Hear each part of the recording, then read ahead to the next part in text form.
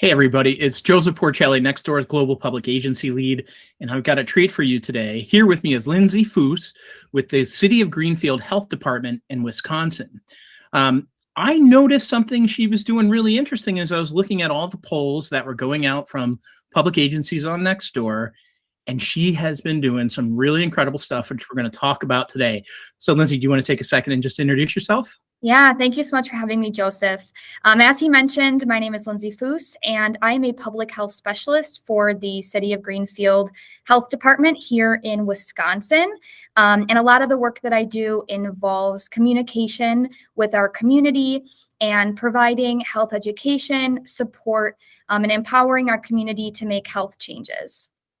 Now, much of your work is focused on behavioral change and behavioral insights. Is that correct? Can you tell us a little bit about that too, please? Yes. So a lot of my work is in kind of that behavioral change. I work primarily in like harm reduction, so substance use and other forms of mental health. And a lot of my work is around how do we support people where they're at in their recovery or in whatever, behavior change they're looking to do, and how do we get them from, okay, I'm here, to I have enough information and support and I feel that I can make the necessary changes to get to the place that I want to get to. And so a lot of the work that I do is really supporting our community members through that process and providing them with the information to be able to successfully do that. What I want to do next here is I want to show an example of a poll that you've been doing. And then I just want everybody to see, because like, okay, this sounds great. Let's see what's actually going on here. So let me just share my screen for a second. And so you should be able to see that here in just a moment. Okay, it looks like we're good. So Lindsay, you have access to Nextdoor for public agencies, which allows you to communicate to your community members in your municipality. But why polls? Why aren't you just posting regular messages? Tell us a little bit about that, please.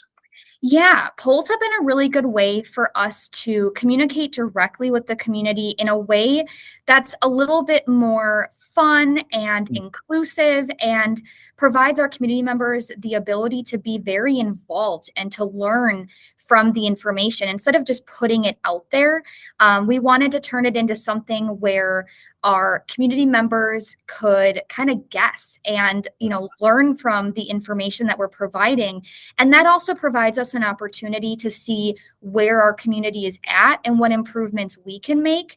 And then we provide the answer every week and provide like a direct link or an image so that community members can go right to that link.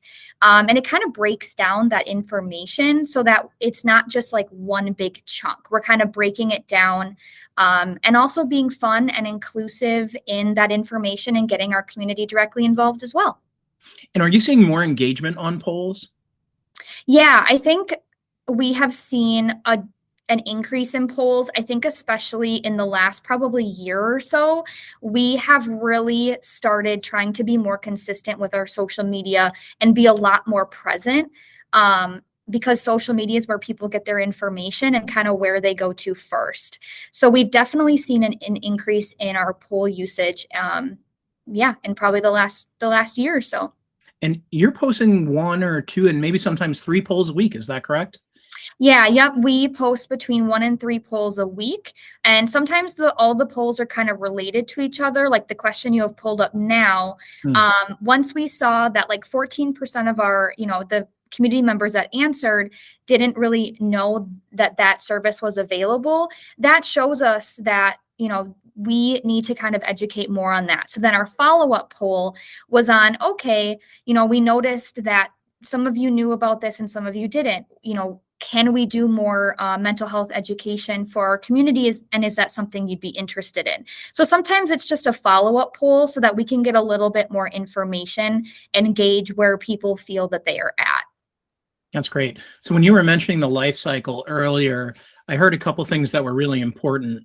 You weren't trying to persuade. It really sounds like you were trying to inform so people can make an informed choice around their goals.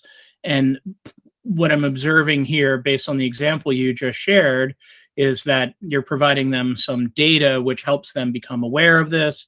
and then the follow-ups based on the input you're getting helps guide you to meet their needs going forward.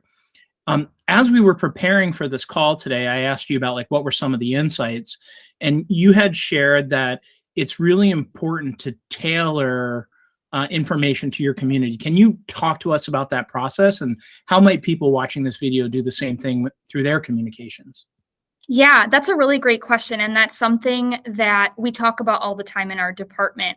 And something that's really important for me, and a huge insight that I have found using this, is that sometimes there's something going on at the state level, for example, some sort of a campaign, or, there might be winters coming. And in Wisconsin, winter tends to be rough here. And sometimes we'll get information that is kind of broad, kind of aims at the very particular parts of just the whole state. And there isn't really anything that breaks down information for each of our communities separately. And so taking that broad message and being able to tailor it directly to your community. Like, for example, we were talking about wildfires. We do have wildfires in Wisconsin, but when people think of them, they think about up north where it's basically all woods. Right. But things that people don't tend to recognize is that if you have a cigarette butt and you throw it out your window of your car, you can still have a grass fire in a very, urban area. And so really like breaking down that information and relating it to a more suburban area like what Greenfield is, it provides information in a way that relates back to our specific community. And that's really important when educating and informing your specific community. Thank you so much for breaking it down that way. I think, the ability to geo-target on Nextdoor, whether you're a small municipality, a large county, or a state, really makes a difference because you can make that message locally relevant. And I love how you said you're making it relatable. You're making it, people can kind of connect the dots in their mind, like, oh, I guess that could happen where I live. So this message is now more important to me. And I think that's a great example. So thank you for that.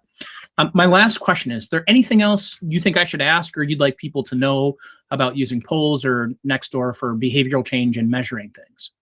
Yeah, I think just my last and final comment is that social media is evolving, every single day. And it's been so great for us to jump outside of our comfort levels and to be a little bit more innovative in our messaging. And a lot of our community members are responding so well to it. So really my final comments are, don't be afraid to do something innovative, to do something different. Your community will, either tell you what they like or don't like about it, and then you can make those changes and continue to evolve.